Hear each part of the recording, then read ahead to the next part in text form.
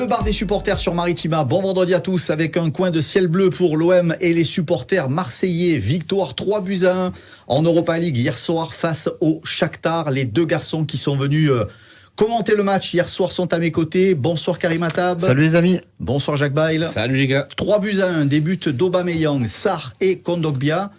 Karim, est-ce que c'est un peu rapide de dire que l'effet Jean-Louis Gasset s'est peut-être fait sentir déjà hier soir ? Oui, c'est un peu rapide. Après, il ne faut pas négliger l'apport de Jean-Louis Gasset et de son staff dans la victoire et la qualification de l'OM hier soir. Il faut se rappeler aussi quand même qu'une semaine plus tôt, l'OM avait fait mieux que jeu égal, notamment en deuxième période, contre cette équipe du Shakhtar Donetsk. Mais c'est sûr que dans une période très trouble, avec tout ce qui s'est passé, la défaite à Brest dans les dernières minutes, le limogeage de Gennaro Gattuso, les deux séances d'entraînement, plus la mise au vert, plus la mise en place technique et tactique hier matin, jour même du match, je pense que Gasset et son équipe ont fait ce qu'il fallait faire pour repartir un petit peu de l'avant, même si ça n'est que les prémices du redressement de l'Olympique de Marseille. Alors tout n'a pas été parfait, loin de là, hier soir, mais on sent quand même quelques options différentes avec l'arrivée de Gasset. Quoi, par exemple ? Beaucoup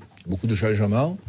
Il y a eu déjà un changement tactique, celui qu'on demandait depuis très longtemps. Il y a eu un changement aussi au niveau du coaching, là, dans les remplacements à la 63e. Ils ont été performants, les joueurs qui sont rentrés. Il y a eu un changement au niveau de la gestion de cette équipe. Je m'explique, quand déjà sur les coups de pied arrêtés, tu mets une défense en zone, ça fait longtemps que je le disais, là on a changé, on a fait de l'individuel, ça nous a mis de la sécurité.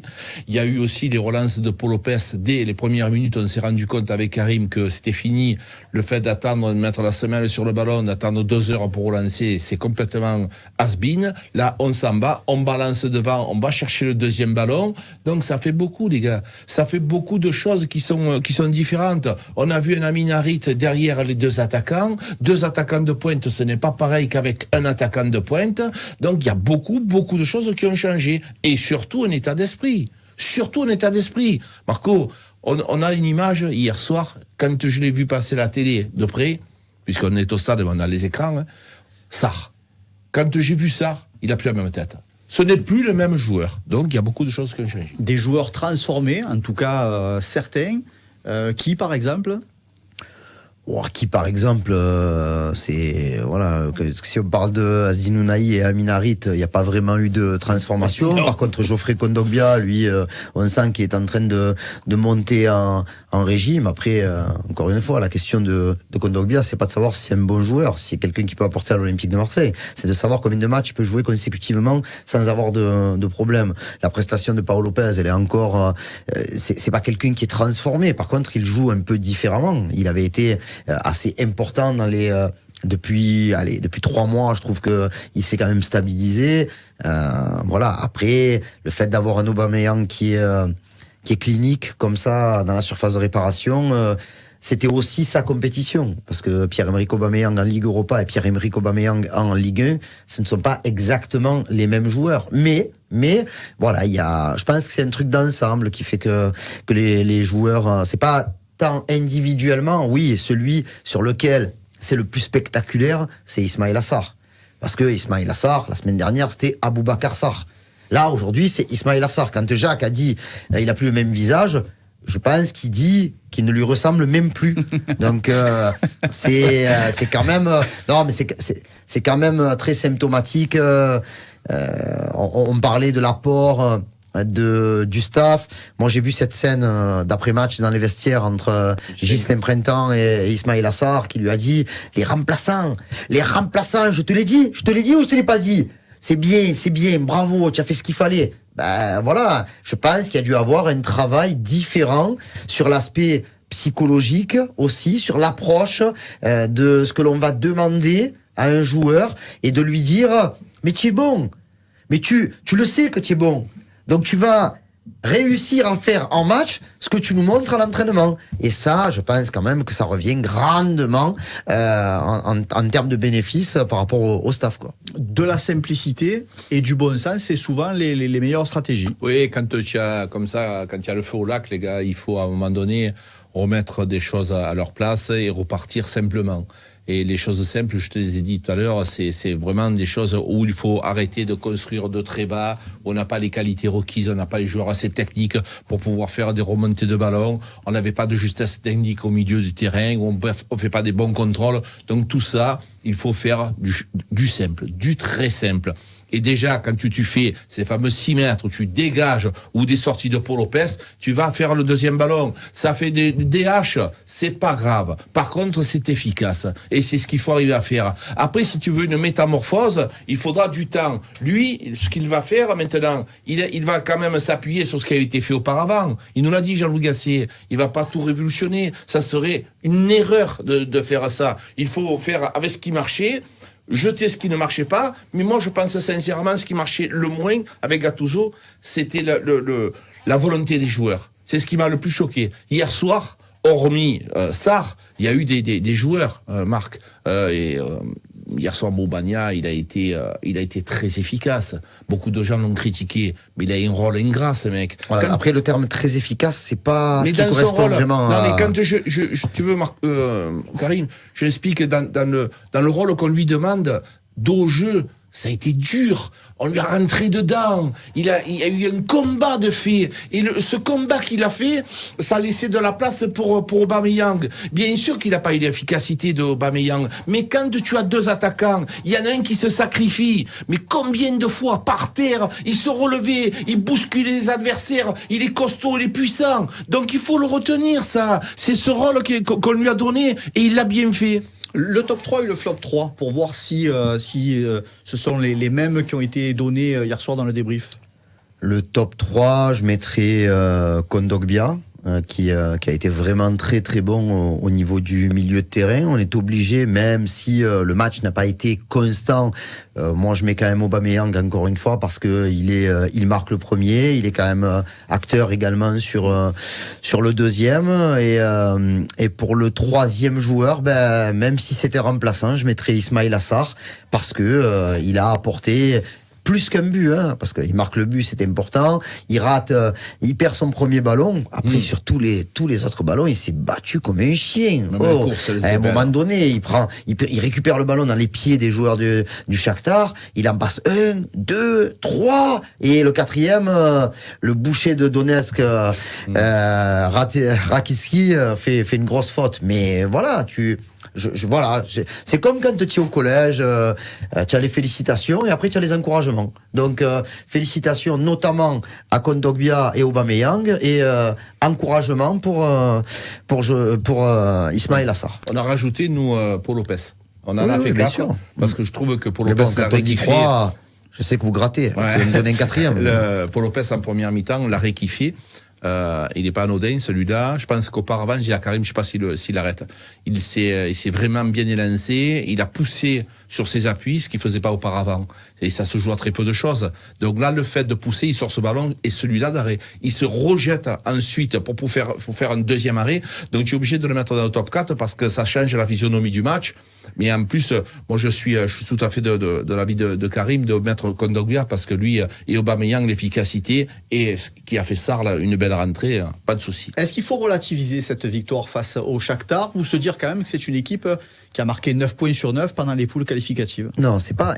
Moi, il faut relativiser la victoire et la qualification par rapport au contexte, c'est-à-dire par rapport au fait que il ne faut pas du tout s'enflammer parce qu'on a sorti le Shakhtar dans une période où c'était très sombre pour l'Olympique de Marseille. Après, je répète à qui veut l'entendre que le Shakhtar Donetsk est une très bonne équipe. Voilà, c'est une équipe qui aurait pu avoir toute sa place en 8e de finale de Ligue Europa. La particularité du championnat ukrainien fait que les Ukrainiens ne jouent pas un championnat de début décembre jusqu'au 26 février. Ils reprennent le championnat le 26 février. Donc je rappelle quand même que le dernier match officiel du Shakhtar en 2023, c'était le 13 décembre contre Porto, et que le premier match officiel du Shakhtar en 2024, c'était le 17 février ou le 15 février contre l'Olympique de Marseille. Donc l'OM n'est pas dans le même cas de figure. L'OM, entre le 13 décembre et le 15 février, ils ont joué 8 matchs, je crois. Donc c'est pas la même de jouer des matchs amicaux. Donc voilà, quand on a dit ça, il y a des internationaux. Moi, si tu me dis demain, je le répète, Soudakov, je vais le chercher en footing.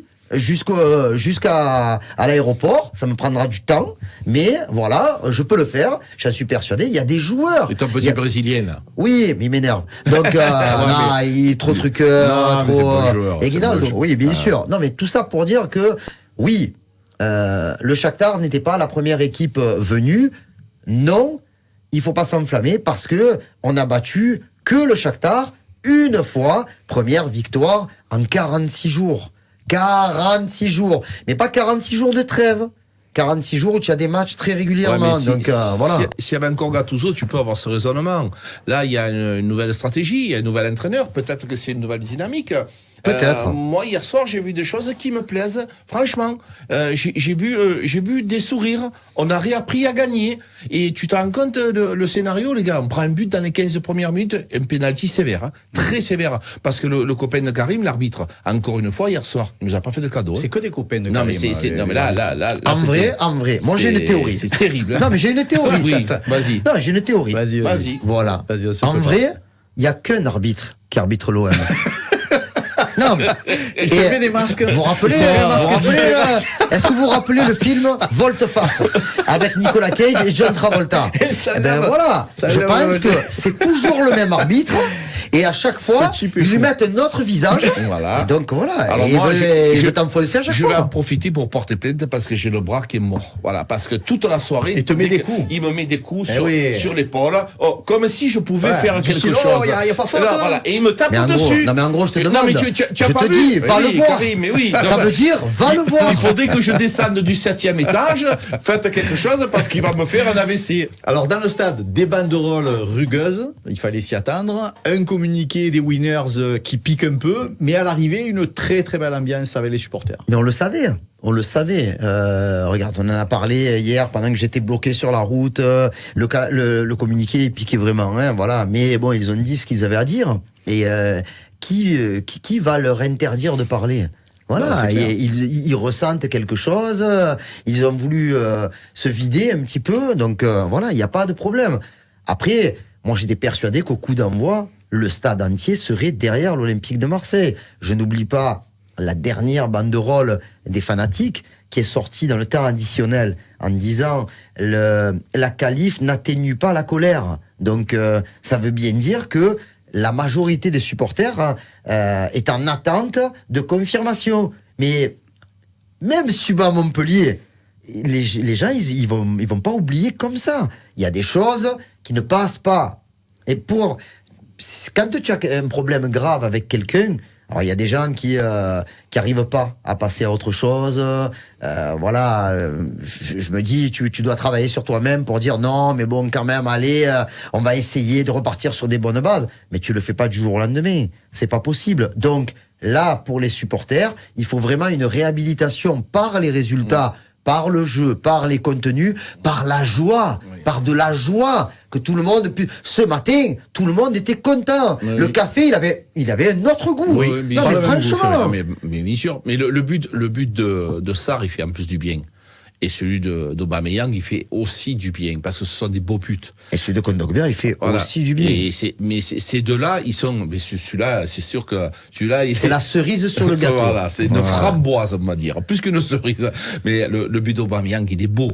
Et ça, c'est ce que tu as envie de voir, c'est-à-dire de belles actions. C'est avec ça que tu vas acheter les supporters. Quand j'ai acheté leur cœur, acheter leur sympathie. Il faut aussi faire du contenu. Il y a aussi les tacles de Gigot qui t'apportent beaucoup d'intensité, qui font lever le stade, même si des fois il en fait plus que ce qu'il faudrait. Mais c'est par ce genre d'action, quand on dit droit au but, de la sueur, mouiller le maillot, tout ça, ces expressions qui m'énervent parce que ça veut rien dire. Mais c'est ce genre d'attitude avec qui les supporters seront avec toi. Et une belle ambiance européenne qui sera de retour le 7 mars avec une certaine équipe, les Espagnols de Villarreal, entraînés par un certain Marcelino.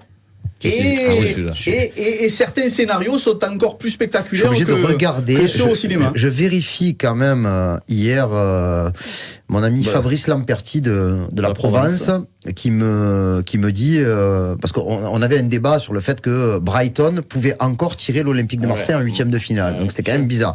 Il me dit voilà, c'est confirmé, l'OM va pouvoir rencontrer Brighton, mais de toute façon, tu le sais, ça sera Villarreal. Voilà. Et c'est vrai que en zone mixte, on rigolait un petit peu. Voilà. On parlait de Pablo Longoria et de Marcelino, qui sont amis, quoi. Il y aura du plaisir, de la rancœur ou rien de tout ça avec le retour de Marcelino au Vélodrome? Pour qui? Pour les joueurs et pour les supporters. Mais tu es un fou, toi. Sérieux, tu es un fou. Qu'est-ce que c'est cette question? Non, mais sérieux, je pense que... mais il a pas vu le départ ou c'est quoi? comme si tu me disais, Kylian Mbappé fait sa tournée d'adieu, il va passer par le Vélodrome, est-ce que vous allez l'applaudir? Il a craché dans la soupe, Marcelino. Ah non, mais écoute-moi, je pense... Qu'est-ce que c'est cette question? Je pense qu'on sera au même niveau que la bronca qu'on avait eue en 2019 lors du retour de Rudy Garcia avec Lyon. C'est-à-dire que je pense qu'à ce moment-là, il aura une otite purulente. Un deuxième casque. Parce que je peux te dire qu'aucun supporter de l'OM n'a oublié ce qui s'est passé avec Marcelino. Pas par rapport à la période où il a été là. Parce que en gros, là où il est le moins critiquable, Marcelino, c'est tant qu'il a été entraîneur de l'OM. Après, 3 semaines après son départ, il a commencé à sortir la sulfateuse dans les médias espagnols. Et il a dit quand même des choses qui passent pas. Il y a la langue qui a pris feu. Là, il a exagéré. L'OM est un petit club. L'OM régresse. Aucun projet de construction possible dans ce club. Et c'est dur de dire ce genre de choses quand tu sais que son ami, c'est Pablo Longoria. Non, c'est pas beau. C'est pas beau ce qu'il a fait, son attitude, son comportement, sa façon de parler. Il n'y a rien de bien là-dedans. Après, moi, je lui veux pas de mal. Je lui veux pas de mal. Non, je veux pas de mal, mais je une petite bronca. Voilà. Et une défaite. Une petite bronca toutes les 2 minutes et surtout une élimination. Et ces contradictions, c'est pas beau ce qu'il a fait. Franchement, c'est pas beau. Allez, jeudi 7 mars au Vélodrome et le jeudi d'après, le 14, bien sûr, du côté de l'Espagne pour ses 8e de finale face à Villarreal. D'ici là, le championnat avec Montpellier, la réception. Match très très important pour savoir si effectivement... l'OM est en voie de guérison ou si le mal est toujours là. Le jour d'après. Voilà, le jour d'après. Tu avances. Et c'est vrai que je rigolais, mais quand on est dans la réflexion, qu'on nous dit, ça y est, Jean-Louis Gasset arrive avec son nouveau staff. Ouais, Karim, qu'est-ce que tu vois? Attention, Montpellier, ça arrive. Je dis, voilà, là, aujourd'hui, je parle comme un joueur. Mais pas parce que, voilà. Il faut mettre le bleu de chauffe. Non, les matchs les uns après les autres. C'est surtout ça. Tu ne parles que du match qui arrive. Et donc, tu ne parlais que du match contre le Shakhtar Donetsk. Par contre, là, aujourd'hui, tu vas parler de Montpellier. C'est un match différent. C'est un match de Ligue 1 contre une équipe qui joue son maintien, mais contre une équipe qui prend un malin plaisir à te mettre en difficulté ces dernières années, même au Vélodrome. On a vu des matchs, que ce soit en championnat ou en Coupe de France, où ça a été quand même assez accroché. Et après, voilà, ça n'a échappé à personne. Jean-Louis Gasset et Montpellier, c'est une histoire qui est quand même assez liée. Jean-Louis Gasset, en tant que joueur professionnel, il a été joueur de Montpellier. Il a été coach de Montpellier. Il y a beaucoup de choses. Je crois même que dernièrement, il vivait à Montpellier ou dans la région montpelliéraine. Donc voilà, c'est un match où il faudra mettre de côté, et pas que lui, parce que Ghislain Printemps également a travaillé avec Montpellier. Nicolas Girard a été le préparateur physique, je crois, de Montpellier. Mais bon, voilà. Avec son père. Exactement. Donc tu vois, il y a des choses qui dépassent un petit peu le cadre du football. Sauf que là, l'émotion, les ressentis, on s'en fout, il faut gagner. Jaco, qu'est-ce que ça donne Montpellier cette année? Alors Montpellier, c'est difficile. Hein. Il y a des matchs qui sont très très très mauvais. Je trouve une défense un peu scabreuse. Ils ont la chance d'avoir TJ Savanier qui commence à être très intéressant au milieu. Par contre, offensivement, il y a des ratés. Aussi bien c'est Adams qui s'appelle l'attaquant. Il a très très bien. Adams. Ouais, il a très très bien commencé la saison. Par contre, maintenant, il avance plus. Qui se réveille la semaine prochaine.